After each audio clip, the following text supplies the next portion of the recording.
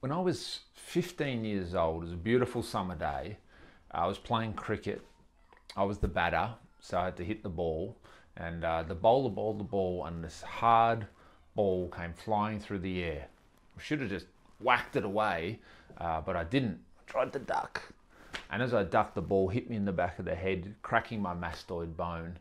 I was knocked unconscious, woke up in hospital, spent a week in hospital, had to learn to walk again. I had bleeding in my cranium, and as a result, I've lost all the hearing in my left ear. And now 20 years later, that injury has affected me every day. I went through lots of pain and suffering.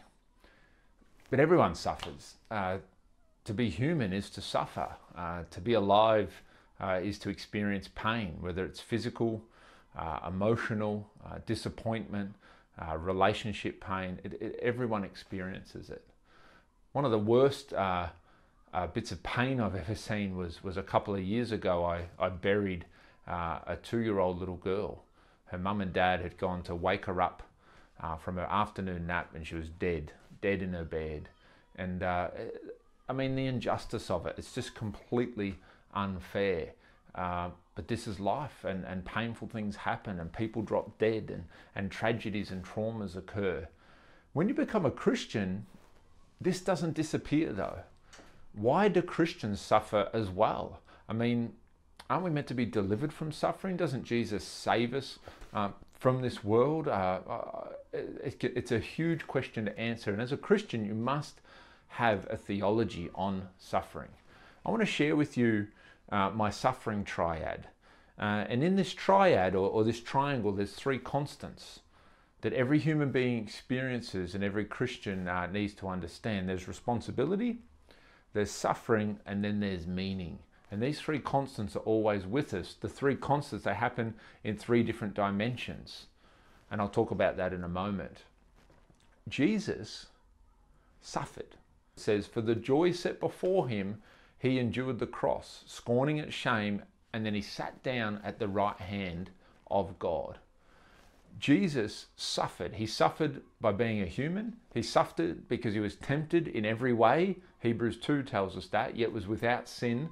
And he suffered. He was crucified on the cross. He was persecuted. He was shamed. He was hurt. And he suffered incredibly on the cross. I mean, suffering is the center point of Christianity. It's the symbol, the cross, the most excruciating death a human being can experience is the center point of Christianity, and Jesus experienced that. But why did he experience it? He experienced it because he chose to.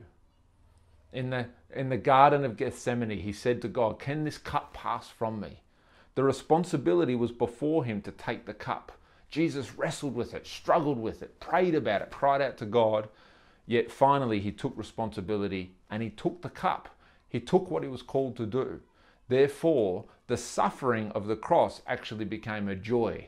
Yes, it was a wrestle and a struggle, but it became a joy because suffering led to glory. The reason Jesus was born, the reason he was here, his calling in life, his great meaning was to defeat death and sin. But we can only achieve our purpose in life, and we can only come to a place of glory in God if we can transcend and move through and overcome our suffering. Our challenge too is to take the cup. As a Christian, it says in Romans 8:17 that we are heirs of God, children of God. If indeed, here's the qualifier, if indeed we share in Jesus' suffering in order that we may also share in his glory. I consider that our present sufferings are nothing. So our present life, what we're going through right now, struggles at work, difficulties in our marriage, the culture that we live in, the world that we live in, the sin that's at us every day that we're still overcoming within our own lives. These things are without comparison with the glory that will come. You see, God always brings beauty out of ashes. The prophecy will always be fulfilled. The trial will come to an end. God promises that. Like Job, he's not going to take us out of the trial or out of the suffering, but he's going to show us a way through. And that was the purpose of Christ's death on the cross, to give us the pattern that there's a way to transcend our suffering if we're willing to take the cup and we're willing to lean on God. Let me show you another triad, the triangle again.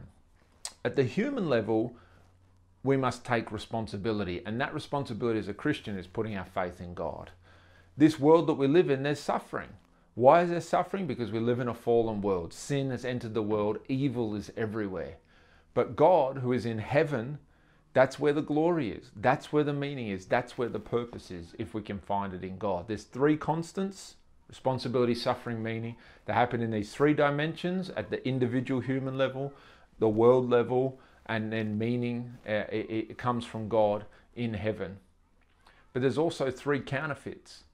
You know, as a human, if you don't take responsibility, you fall into resentment.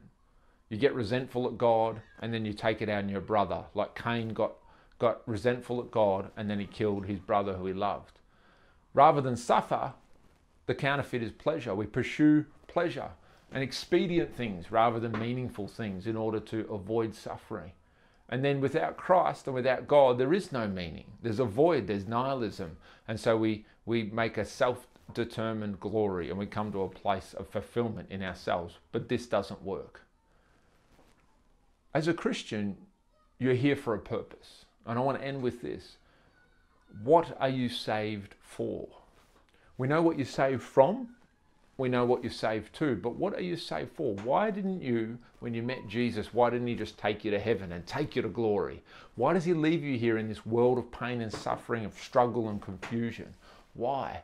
It's because you're saved for this cultural moment. You're saved for this time in history. You're saved because God needs you on this earth. There's a specific reason. For Jesus, it was to testify to the truth and come to a place of dying for the sins of the world. That's what made the cross of suffering worthwhile. That's what made it a joy. What is it for you? You've got to get specific.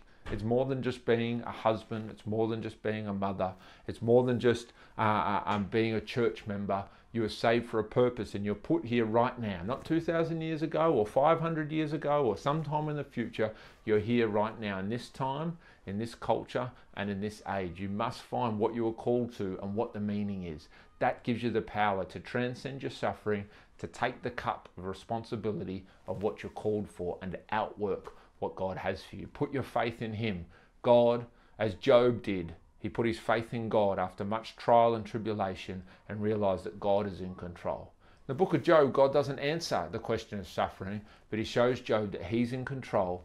He has all power. Read Job chapter 38 to 41. God is in control, and Job put his trust in him, and he came back to a place of meaning, purpose, and glory. All was restored. The meaning of his life wasn't lost, and that could be the same for you too. If you're interested in knowing more, leave some comments down below, and I can do a few more videos specifically unpacking what this means. Bless you.